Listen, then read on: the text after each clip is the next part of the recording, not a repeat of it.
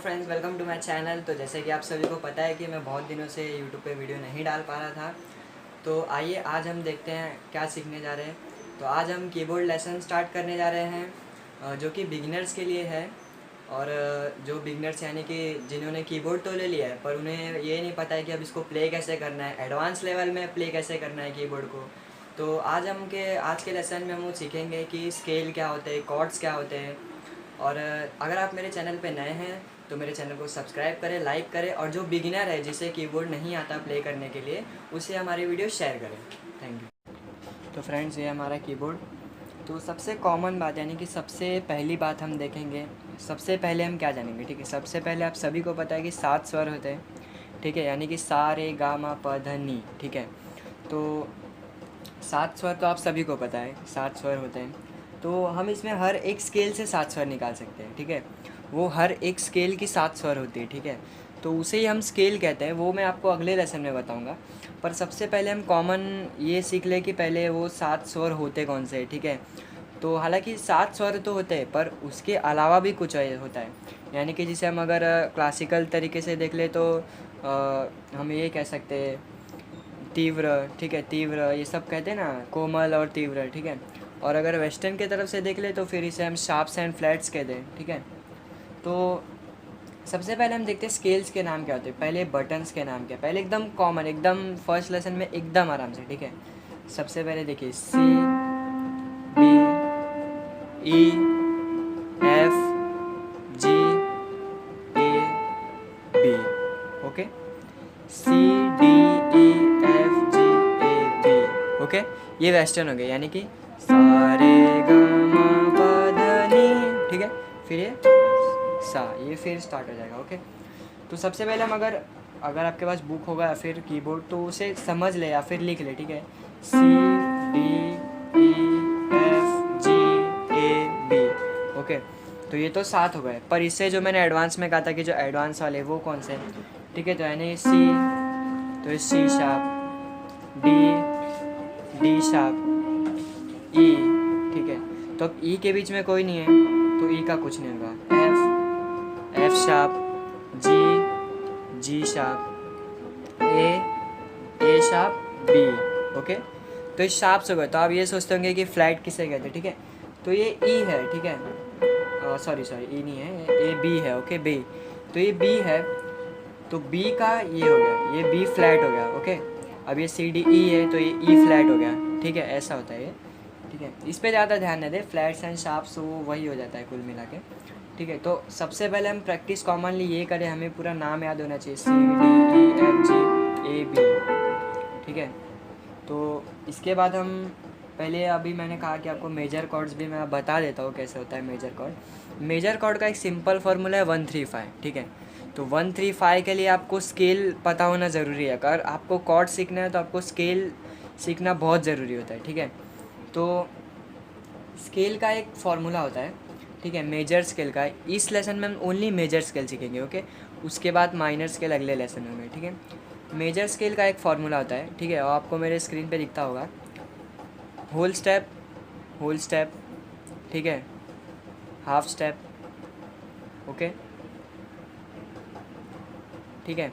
तो ये कैसा है, इसका सिंपल नॉर्मल हम लिख लें WWH, ठीक है। WWH, W यानी कि होल स्टेप, H यानी कि हाफ स्टेप, ठीक है। तो इसे सिंपल फॉर्मूला, यानी कि देखिए अभी ये C का है, ठीक है। अभी हमें किसी ने कह दिया कि C स्केल निकालिए, C का स्केल क्या है, ठीक है। तो ओके, WH,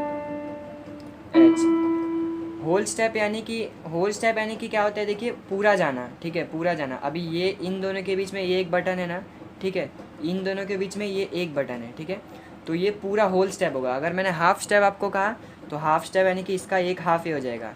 ये दोनों को मिला के पूरा होता है एक होल स्टेप, ठीक है। और हाफ स्टेप यानी कि एक आधा, ठीक है, आधे का, ठीक है। तो इसे हम हाफ स्टेप कहते हैं, इसे होल स्टेप कहते हैं, ठीक है। तो ये C कहाँ में निकालना है, तो यहाँ से लेंगे WH, ठीक है। अब इसके बाद भी डायरेक्ट होल स्टेप है, ठीक है, ओके। तो ये पूरा एक स्केल हो जाता है। स्केल का भी हम देखिए, अभी पहले लेसन में इतना प्रेशर मत लीजिए, ठीक है। पहले लेसन में एकदम सिंपल सीखिए, C D E F G ए, ठीक है। फिंगर्स पहले अपने एकदम फ्लेक्सिबल कीजिए, यानी कि आप एकदम कोई भी गाना आराम से प्ले कर सके। यानी कि देखिए मैं एक एग्जांपल में प्ले करके बताता हूँ आपको।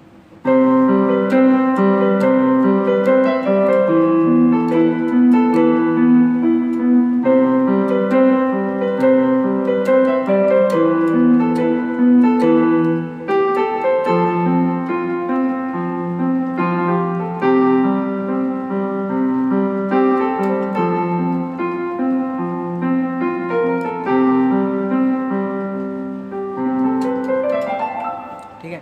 तो हमारे हाथ एकदम फ्लेक्सिबल होने चाहिए इसके लिए, ठीक है। तो मैं आपको एक एक्सरसाइज बताऊंगा, वो आपको एक हफ्ते तक ये करना होगा। तो हमारे अगले लेसन तक आपको ये एक्सरसाइज करना होगा, ठीक है। तो उससे आपके हाथ क्या एकदम फ्लेक्सिबल हो जाएंगे, ठीक है। तो यानी कि आपको सिंपल क्या करना है, मेट्रोनोम लगाना है।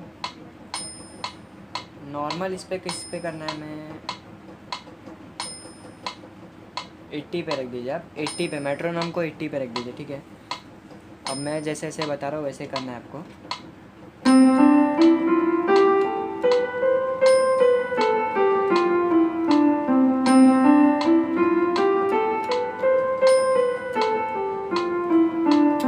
ये एक हाथ का, आप दोनों हाथ का करना है, ठीक है। क्योंकि दोनों हाथ हमें एकदम फ्लेक्सिबल रखना है, इसलिए दोनों हाथ करना है, ठीक है। कैसे, देखिए ये मिडल ऑक्टेव,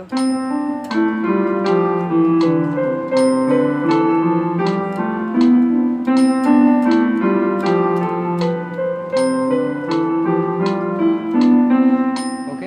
हमें मिडल ऑक्टेव पे एकदम प्रैक्टिस करना है। यानी कि जैसे कि देखिए मैं आपको एक और चीज़ बता देता हूँ कि पूरे, यानी कि देखिए 7 स्वर हैं और शार्प्स एंड फ्लैट्स, ये सभी को मिला के एक ऑक्टेव हम कहते हैं इसे, ठीक है।